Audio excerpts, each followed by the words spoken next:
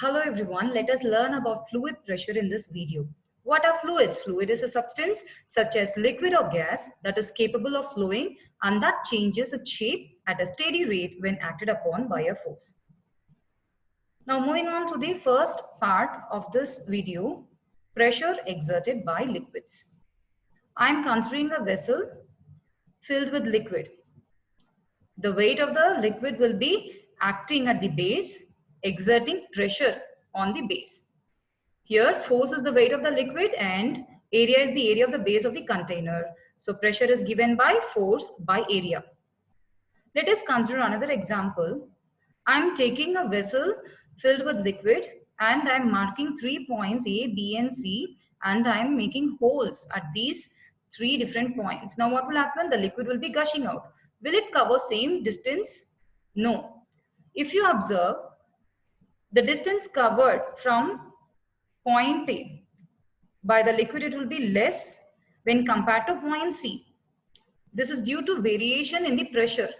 Liquid will be exerting less pressure at point A and at point C it will be exerting more pressure. Pressure of liquid increases with depth and liquid will also be exerting pressure on the walls of the vessel. If you see, the pressure is maximum at the base. Why does the walls of the dams are thicker at the bottom? Have you ever observed this?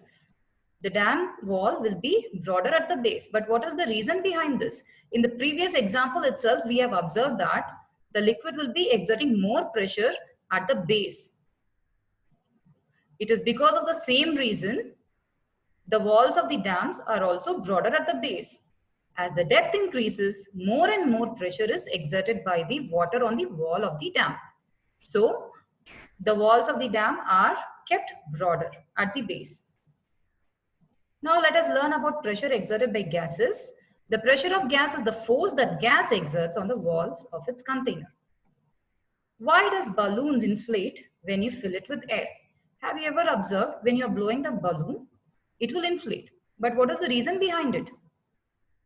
High air pressure produced by the gas molecules on the walls of the balloon cause it to expand and inflate. You must have observed this in another case also. That is, when you're filling the tires with air, the air molecules will be bombarding to the walls and makes the tires to inflate. Let us learn about atmospheric pressure. The layer of air surrounding the earth is called as atmosphere, which exerts pressure on the surface of earth. Weight of the air present in the atmosphere exerts atmospheric pressure, which acts in all directions, and as the altitude increases, the pressure decreases. Let us consider a long cylinder with a unit area, which is filled with air. As you see, the weight of the air will be exerted at the base of the column and it will be exerting more pressure at the base. And the atmospheric pressure is the weight of the air in a column of unit area.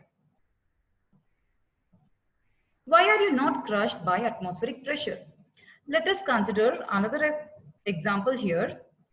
I am taking a long cylinder filled with air and I am asking you to keep it over your head.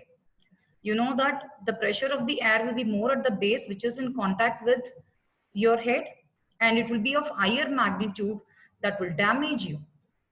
But we are not damaged by the atmosphere surrounded by us. But what is the reason?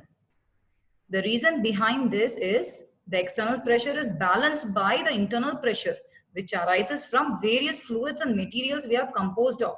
This internal pressure exists because we are largely made up of incompressible solids and liquids.